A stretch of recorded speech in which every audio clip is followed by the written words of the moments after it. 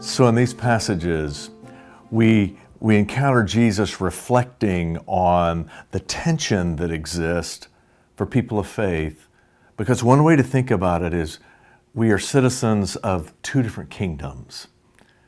Jesus described his life, the life that God intends for us. He called it the kingdom of God, that in God's kingdom, life is lived the way God intends it for all of us. But we're also in the kingdom of this world, if you will. You can describe that a lot of different ways. And that tension comes to play in these passages.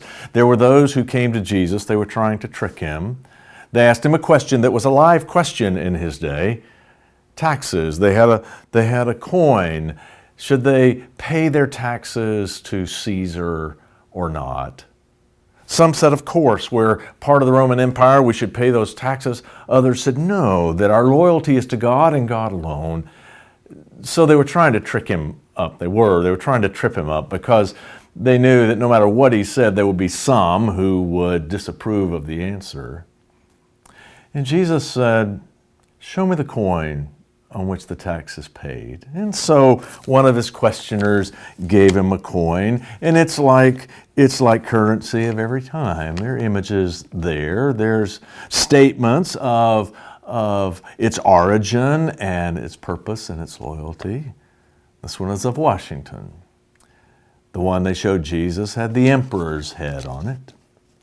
And Jesus responds, give to God what belongs to God, give to Caesar what belongs to Caesar.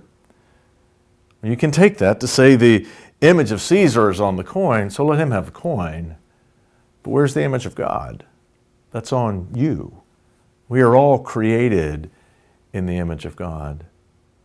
And some might say that the teaching of this passage is, don't give yourself to temporary things.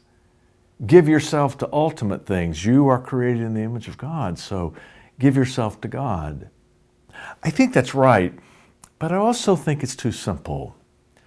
I think part of what Jesus illustrates is they ask him, should we pay the taxes to Caesar or not? Should we participate in this kingdom or not?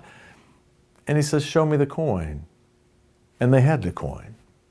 They had Caesar's coin. Now, we don't know if they were going to pay the tax with that coin or not, but they had the coin. My point is, they made their own compromise. They made their own compromise in these kingdoms. That's where we live.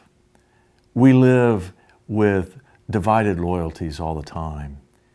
You have loyalty to your work, and you have loyalty to your family. And sometimes those come in tension. You have loyalty to God and you have loyalty to the nation, and sometimes those come in tension. The teaching is not that you can escape that tension. You can't just focus on family and ignore work. You can't just focus on God and ignore other loyalties to family or nation or tribe. No. The reality for us as citizens of multiple kingdoms is that we have to make compromises.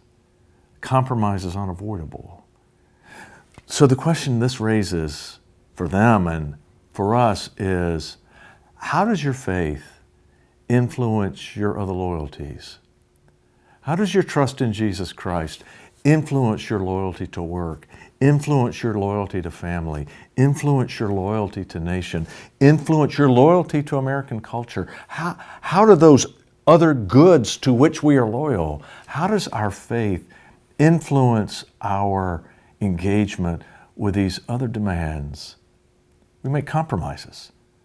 We can't not. It's unavoidable. But the compromise we make can be very important. So reflect on that. How does your faith influence today the way you live these other demands?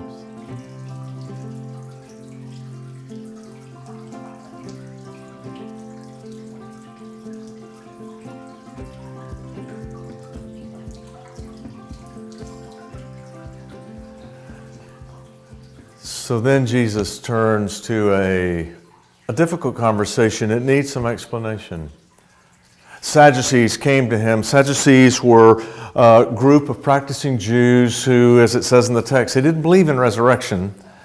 So they came to trip Jesus up. They gave him a crazy scenario.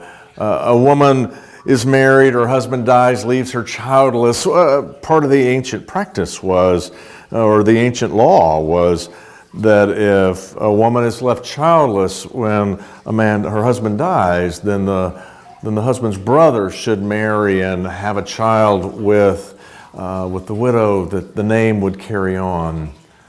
So they spin out the scenario that she marries 7 brothers and all of them die. And then they say, well, if there's resurrection, then whose husband will be the husband of this woman? She's had 7. And Jesus says, you understand, in heaven you're not married. So it sounds discomforting to many. Would we not know each other? And what are our relationships going to be like there? I think this is where it's important to remember this reality of 2 kingdoms. They overlap here, but in heaven our relationships are perfect. Our relationships here, they're wonderful, they're meaningful, they give us joy and ground us, but they also have their struggles and challenges and imperfections. And for many in this life, not for all, but for many, the marriage relationship might be the most significant, the most godly relationship we know. For others, it might be a relationship with children or friendship, who knows. But for many, it might be that marriage relationship where 2 live together, loving and faithful in plenty and want, joy and sorrow, sickness and in health. What I think Jesus is saying is, in heaven, you're going to know each other. It's not just a promise of life beyond the grave. It's life together beyond the grave. If we're not there with those we love, it's not heaven. But it's not just that. It's not just that everybody we love is there. It's that we love everybody there. And one of the things I think Jesus promises is that the power of God's love in us transforms us in a way that even our best relationships here pale compared to the love that we share there. So it's not that Jesus is saying you're not going to know those you love. No, of course you will. Of course you will. Or it wouldn't be heaven. But what he's saying is, don't try to just take what you know now and assume you can duplicate it there. Because heaven is not just life eternal. It's life transformed. It is the best you and the best of your spouse and the best of your parents and the best of your children and your neighbors and everyone. It's not just more of this life. It's the best.